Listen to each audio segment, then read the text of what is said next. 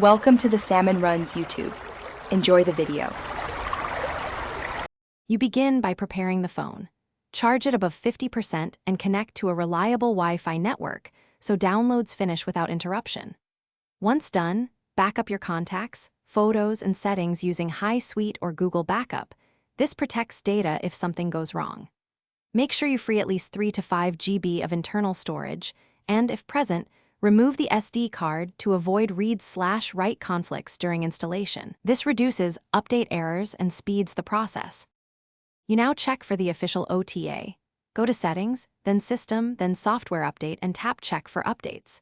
When an update appears, tap Download and make sure the download completes. You'll see prompts about battery and storage. Confirm only if conditions meet the earlier checks. After downloading, tap Install and let the phone reboot. The installation phase can take roughly 10 to 20 minutes.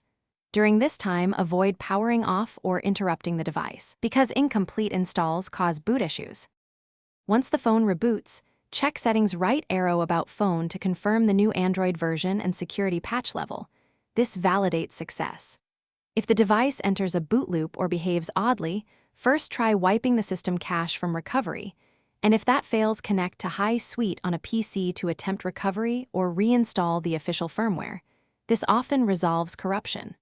Finally, restore your backup and test apps. Update or reinstall any incompatible apps. Thanks for watching.